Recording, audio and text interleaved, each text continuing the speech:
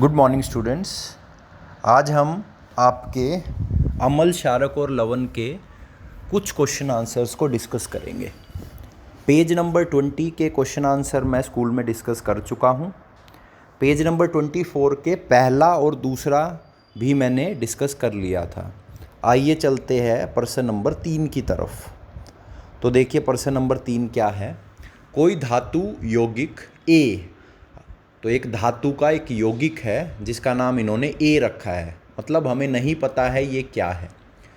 तनु hydrochloric अम्ल के साथ अभिक्रिया करता है, मतलब इसको हम हाइड्रोक्लोरिक अम्ल में डाल देते हैं तो बुदबुदाहट उत्पन्न होती है। बुदबुदाहट का मतलब है जैसे ही डालते हैं तो बुलबुले उत्पन्न होने शुरू हो जाते हैं। बुलबुले बेटा किसी गैस के कारण उत्पन्न होते हैं। इससे उत्पन्न गैस जलती मोमबत्ती को बुझा देती है। अब ये जो गैस उत्पन्न हो रही है जिससे बुदबुदाहट उत्पन्न हो रही है, ये मोमबत्ती को बुझा सकती है। अब ये ध्यान रखना है, पॉप की ध्वनि नहीं आ रही है, सिर्फ जो गैस है वो मोमबत्ती को बुझा रही है। अब आपको ध्यान रखना है, अगर कोई गैस मोमबत्ती जलती मोमबत्ती को बुझाती है तो वो गैस होती है कार्बन डाइऑक्साइड। तो हमें गैस के बारे में यही से पता चल जाएगा। यदि उत्पन्न यौगिकों में एक कैल्शियम क्लोराइड है, अब जो हमारे उत्पाद बन रहे हैं, जब हम इस यौगिक को अमल में डालते हैं तो कैल्शियम क्लोराइड बनता है। स्टूडेंट्स, कैल्शियम क्लोराइड आपका एक लवण होता है। इसका मतलब ये जो यौगिक ए है उसको हाइड्रोक्लोरिक अम्ल में डालने पर एक लवण उत्पन्न हो रहा है और साथ साथ कार्बन डाइऑक्साइड गैस भी उत्पन्न हो रही है। तो इस अभिक्रिया के लिए संतुलित रासायनिकरण समीकरण लिखिए। तो स्टूडेंट्स, इसको शुरू करने से पहले उत्तर को मैं एक बार आपको एक कंसेप्ट दिखाना चाहूँगा। सो स्टूडेंट्स, ये देखिए, मैंने आपको इस चैप्टर की जब मैं आपको नोट्स करवा रहा था तो मैंने आपको बताया था, कभी भी किसी धातु का कार्बोनेट अम्ल के साथ जब अभिक्रिया करता है तो लवण, जल और कार्बन डाइऑक्साइड बनती है। अब यहाँ पर भी ऐसा ही हो रहा है। हम HCl अम्ल में एक यौगिक ए डाल रहे हैं और कैल्शियम क्लोराइड बन रहा है, साथ में कार्बन डाइऑक्साइड गैस निकल रही है। तो अगर आप ध्यान से देखेंगे तो सोडियम कार्बोनेट को जब हम HCl में डालते थे तब भी कुछ ऐसा ही होता था। वहाँ पे सोडियम क्लोराइड, जल और कार्बन डाइऑक्साइड बनती थी। वहाँ पे हम सोडियम कार्बोनेट डाल रहे थे तो सोडियम क्लोराइड बन रहा था। तो स्टूडेंट्स, आप ये बताइए, अगर HCl अम्ल में डालने पर यौगिक ए को कैल्शियम क्लोराइड बन रहा है तो हमने कौन सा यौगिक डाला होगा? ठीक है, तो आंसर होगा कैल्शियम कार्बोनेट। तो सोडियम कार्बोनेट को अम्ल में डालने पे सोडियम क्लोराइड बन रहा था, तो ऐसे ही कैल्शियम कार्बोनेट को अम्ल में डालने पे क्या बन रहा होगा? Calcium chloride. आइए चलते दोबारा क्वेश्चन की तरफ। तो देखिए, बहुत आसान सवाल था। तो यहाँ पर देखिए नीचे उत्तर की तरफ, कैल्शियम कार्बोनेट को ऐसे ही जब हम HCl अम्ल में डालेंगे तो क्या बनेगा? कैल्शियम क्लोराइड, जो कि उन्होंने क्वेश्चन में सवाल में ही आपको बताया कैल्शियम क्लोराइड बन रहा है। साथ साथ वो गैस बन रही है जो आपकी मोमबत्ती को बुझा देती है, मतलब कार्बन डाइऑक्साइड बन रही है। तो तीसरी चीज़ कौन सी बनेगी? आपका जल, क्योंकि आपको अच्छे से पता है किसी भी धातु के कार्बोनेट को अम्ल में डालने पर आपको एक लवण मिलता है जो कि कैल्शियम क्लोराइड है, या आपको जल मिलता है और कार्बन डाइऑक्साइड मिलती है। तो स्टूडेंट्स, जो धातु ए जो यौगिक है वो क्या है? हमारा कैल्शियम कार्बोनेट। जैसे उस उदाहरण में सोडियम कार्बोनेट था, यहाँ पे क्या है? कैल्शियम कार्बोनेट है। ठीक है, उम्मीद करता हूँ सवाल आपको समझ आ गया होगा। ऐसा हम सोडियम कार्बोनेट की एक अभिक्रिया देख चुके हैं, यहाँ पे बस कैल्शियम कार्बोनेट आ जाएगा क्योंकि कैल्शियम क्लोराइड बन रहा है। ठीक है, इसको संतुलित भी आपको करना है। तो मैंने आपको चैप्टर नंबर 1 में, पार्ट 1 में आपको समीकरणों को संतुलित करना सिखाया था। तो अगर आप उस तरीके से इसको करने की कोशिश करेंगे तो ये बहुत आसानी से आप संतुलित कर सकते हैं।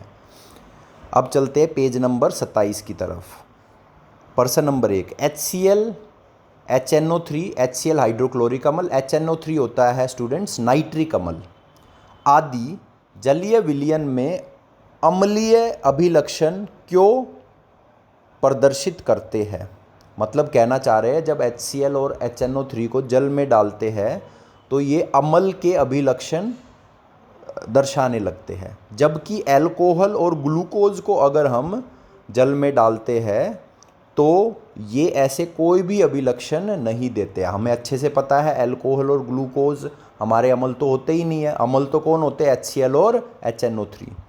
अब आपको अच्छे से पता है स्टूडेंट्स, मैंने आपको सिखाया था क्षारक और लवण, क्षारक और अम्ल की कुछ समानताएं। उसमें मैंने बताया था अगर आप किसी अम्ल को या क्षारक को जल में डालोगे तो आयन उत्पन्न होते हैं। अम्ल को डालने पर H+ आयन और क्षारक को डालने पर OH- आयन। तो कोई भी अम्ल है वो अपना अम्लीयता का गुण तभी प्रदर्शित करेगा जब आप उसको जल में डालोगे और वो H+ आयन उत्पन्न करे। तो यहाँ पे भी कुछ ऐसा ही होता है। आइए उत्तर की तरफ बढ़ते हैं। HCl और HNO3 जलीय विलयन में अम्लीय अभिलक्षण प्रदर्शित करते हैं क्योंकि, आपको उत्तर यहाँ से लिखना है क्योंकि, ये उत्तर है, ये विलयन में केवल H+ आयन उत्पन्न करते हैं। तो H+ आयन ये उत्पन्न कर रहे हैं तो अम्लीयता का गुण भी प्रदर्शित करेंगे। हाइड्रोजन आयन अम्लीय गुण के लिए उत्तरदायी होते हैं। हमें पता है जो H+ आयन है वो अम्लीय गुण के लिए उत्तरदायी होते हैं, उन्हीं के कारण अम्लीय गुण आता है। पर जो अल्कोहल और ग्लूकोज होते हैं उनको जब हम जल में डालते हैं तो H+ आयन उत्पन्न नहीं करते हैं, इसलिए ये अम्लीयता का गुण भी प्रदर्शित नहीं करेंगे। तो इस तरह से आप अपनी आसान लैंग्वेज में इसको खुद से भी लिख सकते हैं। तो मैंने उत्तर आपको समझा दिया है, इसको आप अपने शब्दों में भी लिख सकते हैं, यहाँ से उत्तर की मदद भी ले सकते हैं। अगला सवाल है, अम्ल का जलीय विलयन क्यों विद्युत का चालन करता है? अब स्टूडेंट्स, मैंने आपको बताया था कि किसी भी अम्ल को जब आप जल में डालते हैं तो वो आयन उत्पन्न करता है। और स्टूडेंट्स, अगर हमें विद्युत को किसी विलयन में प्रवाहित करना है, किसी विलयन से गुजारना है, तो उस विलयन में आयन का होना बहुत ज़रूरी है। अगर आयन किसी विलयन में नहीं है तो वो विलयन आपकी विद्युत का चालन नहीं करता है। तो अम्ल, उत्तर की तरफ बढ़ते हैं। अम्ल का जलीय विलयन विद्युत का चालन करता है क्योंकि अम्ल को जल में डालने पर हाइड्रोजन आयन H+ आयन उत्पन्न होते हैं जो कि विद्युत धारा के प्रवाह में मदद करते हैं। इस तरह से आप लिख सकते हैं। तो आप थोड़ी सी लैंग्वेज अपनी बदल सकते हैं, जैसे मैं आपको उत्तर बोल रहा हूँ आप उस हिसाब से भी लिख सकते हैं। इसके बाद चलते हैं अगले सवाल की तरफ, जो कि है प्रश्न नंबर 3। आइए देखते हैं क्या है। तो शुष्क मतलब सूखी हाइड्रोक्लोरिक गैस शुष्क लिटमस पत्र के रंग को क्यों नहीं बदलती है? तो ये कह रहे हैं जब हाइड्रोक्लोरिक गैस मतलब हाइड्रोक्लोरिक अम्ल की अगर हम गैस बनाए तो वो शुष्क होगी, सूखी होगी। अगर उसको हम सूखे लिटमस पेपर पर डालते हैं तो रंग क्यों नहीं बदलता है? अब आप ध्यान रखिए हमेशा स्टूडेंट्स, कभी भी आपको आयन उत्पन्न करने हैं तो आपका जल का होना बहुत ज़रूरी है, क्योंकि अम्ल को जब तक जल नहीं मिलेगा वो आयन में नहीं टूटेगा, विभाजित नहीं होगा। तो ऐसा ही कुछ यहाँ होता है। ध्यान रखिएगा, जब तक कोई भी अम्ल आयन में नहीं टूटेगा वो लिटमस पत्र का रंग नहीं बदल सकता, रंग वो का वही रहेगा। तो यहाँ पे उत्तर एक बार देखते हैं क्या है। शुष्क HCl गैस H+ आयन उत्पन्न नहीं करती है क्योंकि HCl से H+ आयन जल की उपस्थिति में ही निकल सकते हैं, जल की अनुपस्थिति में नहीं निकलते। अतः हम कह सकते हैं H+ आयन नहीं होने के कारण जो सूखा शुष्क लिटमस पत्र है उसका रंग नहीं बदलता है। तो आप उत्तर को इस तरह से लिखेंगे कि शुष्क HCl गैस H+ आयन उत्पन्न नहीं करती है क्योंकि HCl अम्ल केवल जल में ही H+ आयन दे सकता है। इस कारण जो शुष्क हाइड्रोक्लोरिक गैस है वो शुष्क लिटमस पत्र का रंग नहीं बदलती है। तो इस सवाल के उत्तर को आप अपनी आसान भाषा में लिख लेंगे, ठीक है, या आप ये का ये भी लिख सकते हैं अगर आपको याद होता है तो। आइए स्टूडेंट्स, अब बढ़ते हैं अगले क्वेश्चंस की तरफ। प्रश्न नंबर 4 देखते हैं। अमल को तनुकृत करते समय यह क्यों अनुशासित करते हैं कि अमल को जल में मिलाना चाहिए, ना कि जल को अमल में। स्टूडेंट्स, कभी भी आपको जल को तनुकृत करना है, अमल को तनुकृत करना है, तो आपको हमेशा जल में अमल को मिलाना चाहिए बूंद बूंद करके। अगर आप अमल में जल की एक बूंद भी डाल देंगे तो इतनी ज़्यादा ऊर्जा उत्पन्न होती है कि आपका जो कंटेनर है, आपका जो बीकर है, वो फट तक सकता है और वहाँ से हमारा जो अमल है वो उछलकर हमारे मुंह या आँखों पर गिर सकता है। तो एक बार उत्तर देखते हैं, क्या कहता है उत्तर। अमल को तनुकृत करते समय यह अनुशासित करते हैं कि अमल को जल में मिलाना चाहिए, ना कि जल को अमल में। क्योंकि सबसे पहला, जब सांद्र अमल को जल में डालते हैं तो ऊष्मा धीरे धीरे निकलती है। अगर आपका अमल सांद्र है, सांद्र अमल बहुत खतरनाक होता है, तो उसको हमें जल में डालना चाहिए धीरे धीरे करके। तो ऊष्मा धीरे धीरे निकलती है और आसानी से जल की अधिक मात्रा में अवशोषित हो जाती है। जो जल होता है वो उस ऊष्मा को अपने अंदर अवशोषित कर लेता है, जिससे हमें नुकसान नहीं पहुंचता। पर यदि आपने इसका उल्टा किया, यदि जल को सांद्र अमल में डालते हैं तो ऊष्मा की एक बहुत बड़ी मात्रा उत्पन्न होती है, बहुत ज़्यादा मात्रा एकदम से उत्पन्न होगी, क्योंकि अब हमने जल को सांद्र अमल में डाला है। अगर एक बूंद भी आपने डाल दी तब भी बहुत अधिक मात्रा में ऊष्मा उत्पन्न होती है। यह ऊष्मा जल की कुछ मात्रा को विस्फोट के साथ भाप में परिवर्तित कर देती है, जो अमल को हमारे चेहरे या कपड़ों पर उछाल सकती है और हमें नुकसान पहुंच सकता है।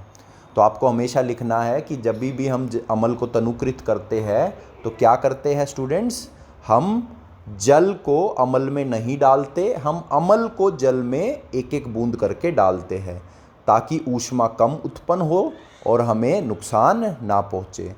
तो इस उत्तर को आप यहाँ से लिख सकते हैं, बहुत अच्छी तरह से यहाँ लिखा हुआ है। अगला सवाल देखते हैं, अमल के विलयन को तनुकृत करते समय हाइड्रोनियम आयन की सांद्रता कैसे प्रभावित होती है। अब स्टूडेंट्स, मैं आपको एक बात बताना चाहूँगा, ये H3O+ ये क्या आ गया। कई बार स्टूडेंट पूछता है, सर अमल को जब जल में डालते तो H+ आयन बनता है। तो स्टूडेंट्स, मैं आपको एक बात बताना चाहूँगा, जो H+ आयन है, जब हम अमल को जल में डालते हैं तो H+ आयन क्या करता है, वो H2O के साथ मिलकर H3O+ बना लेता है।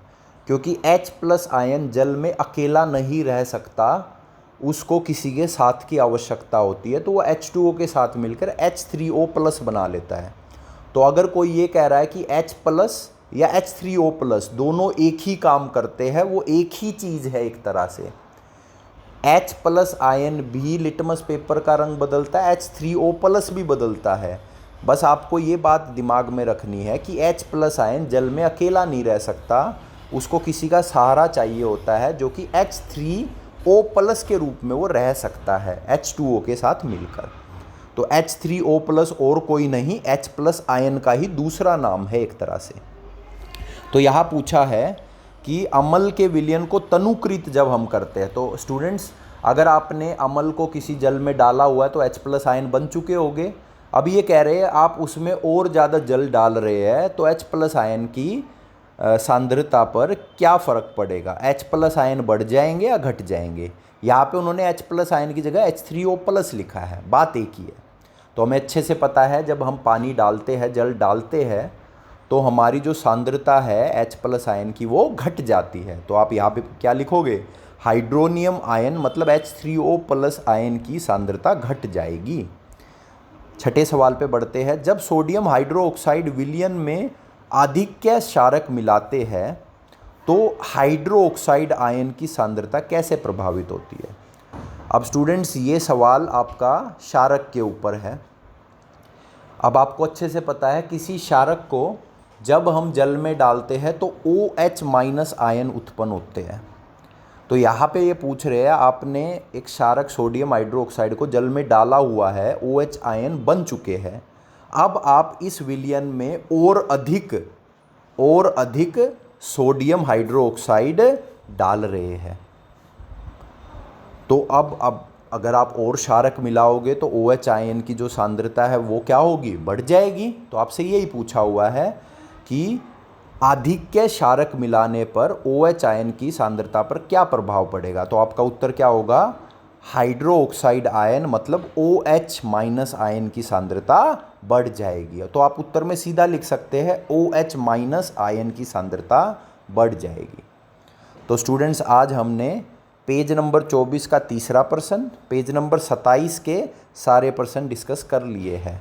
आप इनको अपनी नोटबुक में लिखिए, फिर अगली बार मैं पेज नंबर 31 और पेज नंबर 36 के सवाल जवाब आपके साथ डिस्कस करूँगा।